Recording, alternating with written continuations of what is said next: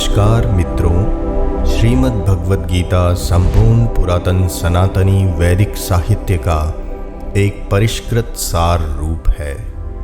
द्वापर के अंत में और कलयुग के प्रारंभ होने से पहले स्वयं भगवान श्री कृष्ण के श्रीमुख से निकली इस वाणी का सर्वाधिक भाषाओं में अनुवाद हुआ है और सर्वाधिक व्याख्याएं इस महाग्रंथ की गई है।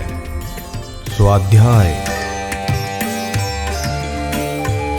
सनातन संस्कृति एवं संस्कृत भाषा को पुनर्स्थापित करने के लिए स्वाध्याय YouTube पर एक अनूठी वीडियो श्रृंखला है। हमारा प्रयास है कि इस वीडियो श्रृंखला के माध्यम से व्याकरण की कठिन शब्दावली को अलग कर सरलता पूर्वक बिना किसी की सहायता के हम गीता का स्वाध्याय स्वयं कर पाएं। हरे कृष्णा। श्लोक क्रमांक 40। इंद्रियाणि मनो बुद्धिर अस्याधिष्ठानमुच्यते एतैर्विमोहयत्येष ज्ञानमावृत्य देहिनम्। इंद्रियाणि मनोबुद्धिर अस्याधिष्ठानमुच्यते एतैर्विमोहयत्येष ज्ञानमावृत्य देहिनम्। प्रथम पंक्ति में जहाँ लिखा है बुद्धिरस्याधिष्ठानमुच्यते, इसे हमें संधि विच्छेद करना पड़ेगा। बुद्धि ही अस्य अधिष्ठानम, तो इस प्रकार से जो इसे बोला जाएगा इंद्रियाणि मनो बुद्धिर अस्याधिष्ठानमुच्यते। बुद्धिर तक का जो भाग है वो श्लोक के पंक्ति के पहले भाग में बोला जाएगा और रै का जो आकार है वो आगे दूसरे भाग में बोला जाएगा। अस्याधिष्ठानमुच्यते।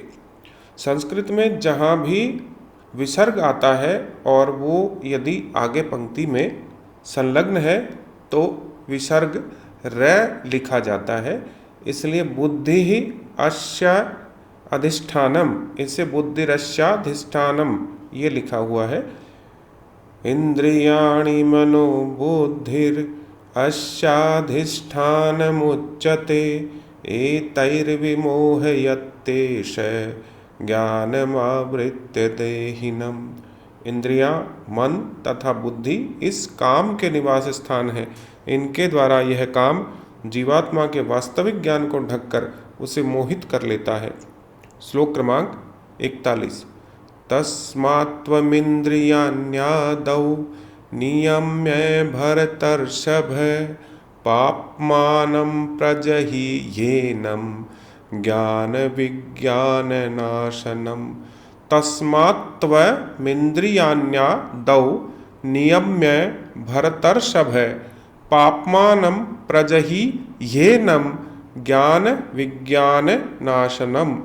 तस्मात्त्वमिन्द्रियाण्यादौ नियम्य भरतर्षभ पाप्मानं प्रजह्येनं ज्ञानविज्ञाननाशनम्। इसलिए हे भरतवंशियों में श्रेष्ठ अर्जुन, प्रारंभ में ही इंद्रियों को वश में करके इस पाप के महान प्रतीक काम का दमन करो और ज्ञान तथा आत्म साक्षात्कार के इस विनाशकर्ता का वध करो। श्लोक क्रमांक 42।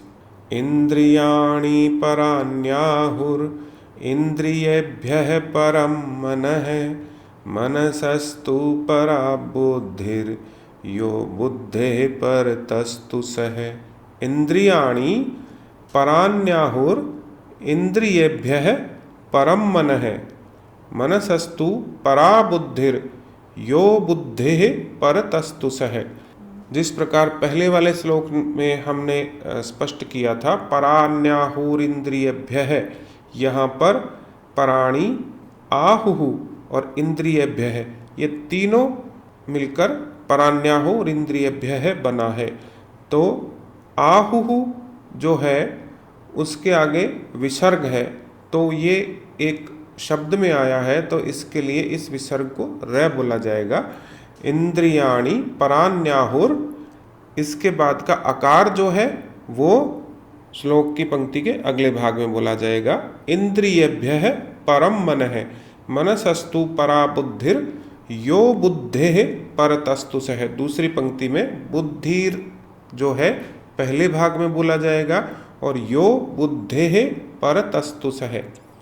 इंद्रियाणि पराण्याहुर इंद्रियेभ्यः परम मनः मनसस्तु परा बुद्धिर यो बुद्धेः परतस्तु सः। कर्मेंद्रियां जड़ पदार्थ की अपेक्षा श्रेष्ठ हैं, मन इंद्रियों से बढ़कर है, बुद्धि मन से भी उच्च है और वह आत्मा बुद्धि से भी बढ़कर है। श्लोक क्रमांक 43। एवं बुद्धेः परम बुद्ध्वा संस्तभ्यात्मानमात्मना जहि शत्रुं महाबाहो कामरूपं दुरासदम्। एवं बुद्धेः परम बुद्ध्वा संस्तभ्यात्मानमात्मना जहि शत्रुं महाबाहो कामरूपम दुरासदम्। प्रथम पंक्ति में संस्तभ्यात्मानमात्मना थोड़ा सा कठिन है, एक दो बार इसका अभ्यास करेंगे। संस्तभ्यात्मानमात्मना एवं बुद्धेः परम बुद्ध्वा संस्तभ्यात्मानमात्मना जहि शत्रुं महाबाहो कामरूपम दुरासदम्। इस प्रकार हे महाबाहु अर्जुन, अपने आप को भौतिक इंद्रियों, मन तथा बुद्धि से परे जानकर और मन को सावधान आध्यात्मिक बुद्धि से स्थिर करके आध्यात्मिक शक्ति द्वारा इस काम रूपी दुर्जेय शत्रु को जीतो। इस प्रकार श्रीमद् भगवद गीता के तृतीय अध्याय यानी कर्मयोग का भक्ति वेदांत तात्पर्य पूर्ण हुआ। यहाँ तक हम 3 अध्याय पूरे कर चुके हैं और हमें पूरी आशा है कि आपको श्रीमद् भगवद गीता के पठन पाठन में हमारे इस प्रयास से बहुत लाभ मिला होगा। निश्चित रूप से आप अब बड़े आराम से पढ़ने लगे होंगे, तो पढ़ने का अभ्यास करने के लिए सामने अपने पुस्तक लेकर बैठें, वीडियो चलाएं और उसमें से धीरे धीरे पंक्तिशः आप पढ़ते रहें और इसे आगे बढ़ाने के लिए इसे शेयर करते रहें और लाइक करते रहें और सब्सक्राइब करते रहें। आप सभी से यही आशा है। हरे कृष्णा, नमस्कार।